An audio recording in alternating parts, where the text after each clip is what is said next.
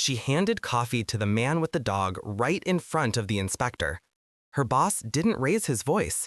He didn't even look angry, just cold. Final. You're done here, Grace. 6 years of loyalty erased in a single sentence. She didn't cry, just untied her apron, handshaking, and walked out. Not because she broke a rule, but because she stood up for a veteran and his service dog. What Grace didn't know was that someone filmed the whole thing. And before the cafe's morning rush was over, the ground began to shake. 4 military Humvees rolled into the lot. Outstepped a Marine colonel in full dress blues, a man who once owed his life to the very veterans she protected. And in that moment, everything changed. Grace Donnelly wasn't the type of woman people noticed first, but she was the one they remembered longest.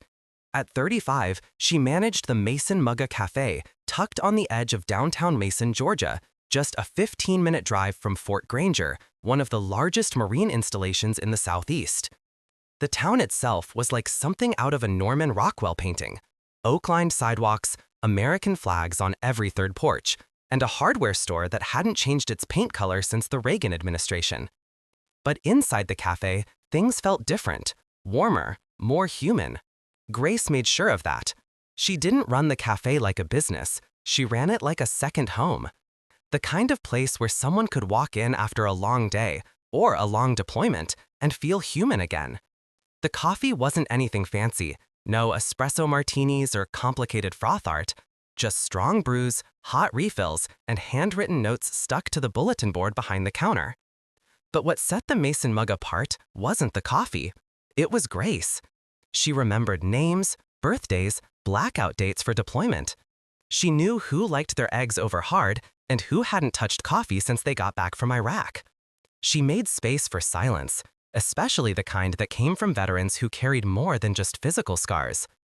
And every Wednesday at 9 a.m. sharp, she hosted what had quietly become a town tradition, Heroes Hour. It started with just 3 of them: her father-in-law, Ben Donnelly, a retired Marine Corps drill instructor; Ralph, a Vietnam vet who rarely spoke but never missed a week; and Louisa, a former Army nurse with a laugh that echoed like wind chimes. Over time, the circle grew. Desert Storm, Iraq, Afghanistan, veterans from every era found their way to her cafe, drawn less by the menu and more by the woman who ran it. Grace would always say the same thing before starting. This is a place to be seen, not fixed, to sit, not perform. And they'd nod, shoulders easing as they sipped coffee and swapped stories, some funny, some heavy, and some too painful to tell with words. She never spoke much about her own story, but everyone in town knew the outline. Her husband, Staff Sergeant Michael Donnelly, was killed in action 6 years earlier in Helmand Province, Afghanistan. His photograph hung on the wall above the register, not in uniform, but in jeans and a flannel, holding a mug of coffee outside the cafe's front door. It was taken 2 weeks before his final deployment. He never came home. Grace never remarried, never even hinted at it. She'd poured her grief into the cafe, not to escape it, but to build something out of it, something that mattered. People loved her for it, but more than that, they respected her. Veterans called her ma'am without irony. Teens held the door for her without being told. Even the mayor stopped by once a month just to thank her for holding the town together better than most institutions. But for Grace, it was never about recognition. It was about the mission. The quiet one, the one that didn't come with medals, but mattered just as much. Every time she poured a cup of coffee for a vet too anxious to sit in a crowded room. Every time she walked out from behind the counter to check if someone was okay after staring too long out the window. Every time she let a dog curl up under a table without asking questions. It wasn't a rule book she followed. It was instinct. It was love. And that Wednesday morning, the one where everything changed, started like all the others. The bell over the door jingled softly. The regulars filed in. Coffee brewed. The cafe filled with quiet chatter, laughter, and the warm hum of belonging. Grace didn't know it yet, but by the end of the day, that little corner cafe would become the center of a storm that would echo all the way to Washington. And it would all begin with a man, a dog, and a woman who refused to back down. It was a crisp Wednesday morning, The kind of morning where sunlight looked cooler than it felt, and steam rose gently from every cup like little ghosts. Grace was behind the counter, sleeves rolled, hair pinned back, greeting every familiar face with that same nod, quiet but warm. She had already brewed the first pot of dark roast for Heroes Hour, and was setting out the stack of ceramic mugs she saved just for the veterans. Then the door opened again, and Ray McMillan stepped in with Shadow by his side. Ray was one of the newer faces, late 50s ex-Marine Corps recon. He didn't talk much, and he never stayed long, but he came. That meant something. Shadow, his black lab German Shepherd mix, was never more than a few inches from his heel. The dog wore a bright red vest with bold white lettering. Service dog, do not pet. Grace gave Ray a little wave. Table by the windows open, she said, smiling. He nodded, murmured a thanks, and guided Shadow to the far corner. Then the air shifted. The front door swung open with a brisk whoosh, and in walked a man in a navy blazer, neatly pressed slacks, and an expression that seemed allergic to joy. He carried a clipboard like it was a badge of honor. His name tag read, Logan Prescott, State Health Inspector. Grace hadn't been expecting a visit. She greeted him politely. "Can I help you find something?" she asked. "An inspection," he said flatly, unannounced. He moved through the space with surgical detachment, tapping on metal surfaces, checking labels, pulling open refrigerator doors. And then he saw the dog. He stopped mid-step like he'd walked into a wall. "That animal," he said loudly, pointing toward Shadow, "is in violation of state health code. No animals permitted where food is served." Heads turned, conversations went quiet. Grace stepped out from behind the counter, careful not to raise her voice. "He's a registered service dog," she said calmly. "Federal law permits his presence here." Prescott frowned, scanning the room like he was looking for backup. "I don't care what vest he's wearing," he snapped. "Animals carry dander, saliva, hair. This is a food hazard. Unless you want this cafe shut down, that dog goes." Ray stiffened in his chair, his hand gripping the coffee cup like it might fall. Shadow didn't move. He simply looked up at Ray and waited. The room fell into silence. Grace took a slow breath and said the words she knew she couldn't take back. "I won't ask a veteran to leave, and I won't ask his service dog to leave either. You're welcome to write your report, but you'll do it knowing you tried to humiliate a man who served this country in front of the very people he served to protect." Prescott's jaw clenched. From across the cafe, someone muttered, "Damn right." But it didn't matter, because standing in the doorway now was another figure, Deborah Lyle, regional manager for the Mason Muggs parent company. Apparently, she'd arrived early for a routine check-in, just in time to see it all. Her eyes were wide, her tone was ice. "Grace Donnelly," she said, "you've just violated a direct health compliance policy in front of a state inspector. Pack your things, you're terminated." Gasps rang out. A spoon clattered to the floor. Ray stood halfway shocked. Grace didn't move. Not at first. Then she looked around the cafe. She looked at Ray, at Shadow, at the small chalkboard on the wall that said, "Heroes Hour today, free coffee for vets." And she smiled, just barely. She untied her apron with trembling fingers, folded it, and placed it on the counter. Then she turned to Elena, the young barista by the espresso machine, and whispered, "Make sure Ray gets his refill." She walked out the side door into the morning sunlight as the cafe stood frozen behind her. No one followed, but someone pressed record, and somewhere out in the ether of phones and social media and invisible networks, a story had just been captured. A quiet act of defiance, a line drawn. A woman fired not because she broke a rule, but because she refused to break her soul. And far away in an office filled with military photos and brass nameplates, Colonel Richard Gaines got a phone call he wouldn't ignore. For 35 minutes, the Mason mug was silent. Customers whispered. Some left their coffee half drunk. Others sat still, glancing out the window like the wind itself might carry in an explanation. But Lena, the young barista Grace had trained, stayed at her post. Her hands trembled slightly as she poured Ray's second cup. "I didn't know what to say," she would later admit, "but I knew if I left that station, I'd be letting her down." Ray sat quietly at his table. He hadn't touched his cup since Grace left. Shadow lay curled at his feet, ears twitching, but still as if he sensed that something had broken in the room. And then it began. A low rumble, barely audible at first, like distant thunder rolling across Georgia hills. Chairs wobbled, coffee rippled. The cafe's windows began to hum. Customers stood and looked out. From the east end of Main Street through the morning mist and maple-lined sidewalks came 4 military Humvees, tires growling against pavement. Their lights cut through the haze like search beams. The vehicles pulled into the lot in a slow, deliberate line, blocking the cafe's front. Doors opened in unison, and out stepped Colonel Richard Gaines, decorated, composed, in full Marine Corps dress blues. Gold buttons, polished white gloves in hand, his ribbons numerous, his expression impenetrable.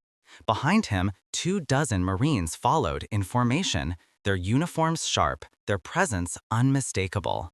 They stood at attention on the sidewalk outside the cafe. Inside, no one moved. The inspector, Logan Prescott, stood frozen near the pastry case.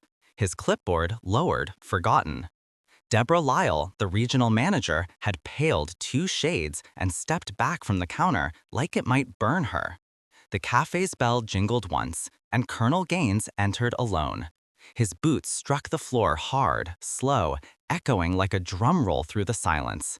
He stopped in the center of the cafe, glancing once at Lena, who swallowed hard, then at Ray, who had slowly stood up. Their eyes met. Ray nodded quietly.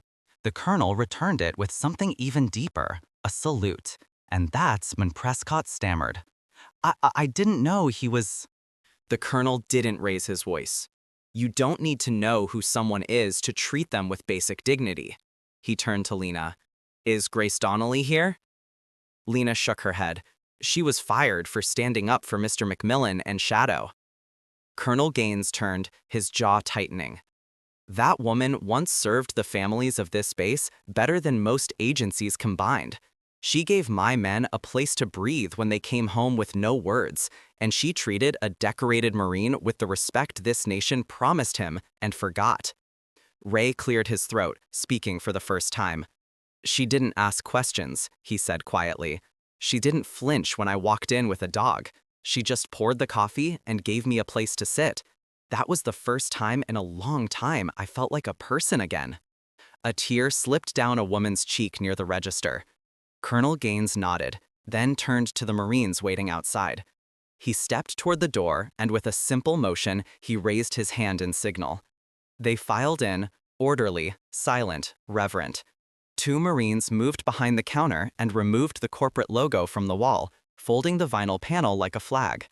Another replaced the chalkboard sign with a new one brought from their vehicle. It read in bold white hand-painted letters, "Welcome to Grace's house, where honor is served daily." When Deborah Lyle tried to interject, Colonel Gaines looked at her only once. "You've made your decision," he said. "Now we'll make ours." Then he stepped outside, phone in hand.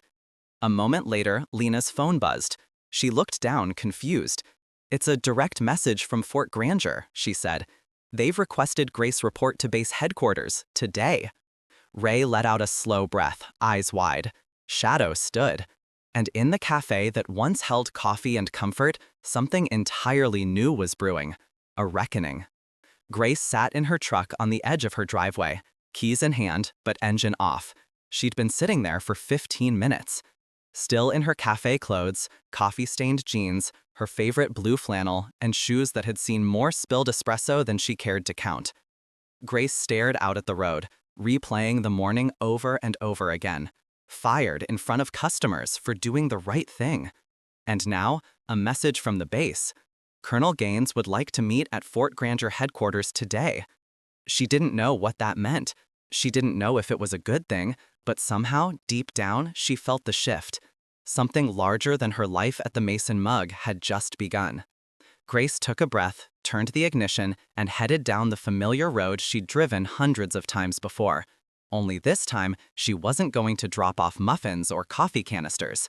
This time, she was going through the gates. Fort Granger stood like a city of disciplined, orderly roads, flag-lined avenues, the sound of cadence calls echoing in the background. Grace had been there as a military wife before. But now, walking into the main administration building, she felt like an outsider again. Colonel Richard Gaines met her at the door. He wasn't in dress blues now, just a clean khaki uniform and a calm presence that could command a room with a glance. "Grace," he said, extending his hand.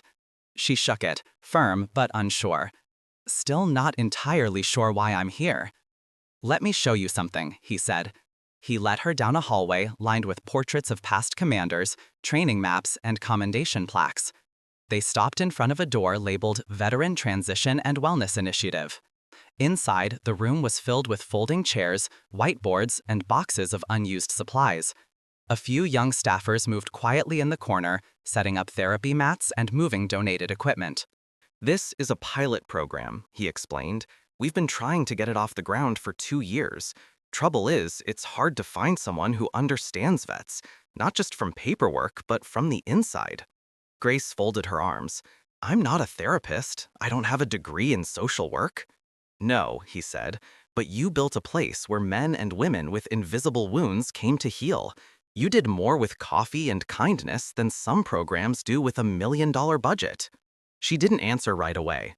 Colonel Gaines stepped closer, his tone softening. You created a sanctuary without realizing it. What you did in that cafe, that was leadership. That was service. Then, from the back room, a voice called out, "Is that her?" A young woman stepped out, mid-20s, long sleeves covering burn scars along her arms and jaw. Her name tag read Tiffany Rios. She walked slowly, a golden retriever puppy beside her wearing a red vest marked "In Training." "Hi," she said shyly. "I just wanted to say I saw the video of you and the dog and the guy. I haven't been to a coffee shop since I came home, but I think I could sit in a place you run." Grace blinked. The air in her chest shifted. Colonel Gaines smiled. "We'd like to offer you a position, not as a figurehead, not as a name on a brochure, but as the director of this center." Grace exhaled. "You're serious as a heart attack," he said. "You'd run the programs, build the space, shape the culture. You already know what works. Community, routine, respect." She looked at Tiffany, now kneeling with her dog. She thought of Ray, of Shadow, of the dozens of men and women who'd found their way into the Mason mug, not for lattes, but for peace. And suddenly she knew. "I'll do it," she said quietly. The colonel nodded once. "Then let's get to work." That night, Grace stood alone in what would soon be the new heart of Fort Granger's outreach efforts. The walls were bare, the floors still scuffed, but the air felt full of something sacred. She reached into her bag and took out an old photo. Michael, her husband, sitting outside the cafe, his boots up, smiling at her. She pinned it to the wall. No plaque, no frame, just memory and mission. Word spread faster than she imagined. By the end of the week, the Veteran Transition and Wellness Center at Fort Granger wasn't just another military initiative. It had become something alive. Veterans who hadn't stepped foot on base in years showed up.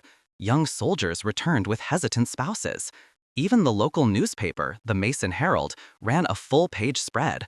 From Café to Command, how Grace Donnelly is rebuilding trust one cup at a time.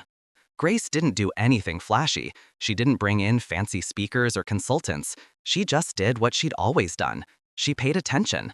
She asked names and remembered them. She posted a whiteboard near the coffee pot that read, "Who needs a ride? Who needs a listener?" She let dogs curl up in corners of therapy rooms without a fuss. She kept that same handwritten notebook from the cafe and added new pages, one for every vet who walked through the door. Some days were quiet, some were hard, some were full of nothing but silence and refills. But something powerful was building, a space where pain wasn't hidden and healing didn't need to be loud. Ray came often now. Shadow would walk straight to his favorite corner and lie down like he'd always belonged. Tiffany Rios showed up every Tuesday. She wasn't ready to speak in groups yet, but she'd begun sketching again, images of dogs, hands, and homecomings. And Lena, the young barista from the Mason mug, visited every Friday. She brought coffee, yes, but also laughter. And when Grace needed a second opinion on anything from wallpaper to website wording, Lena was the first to weigh in.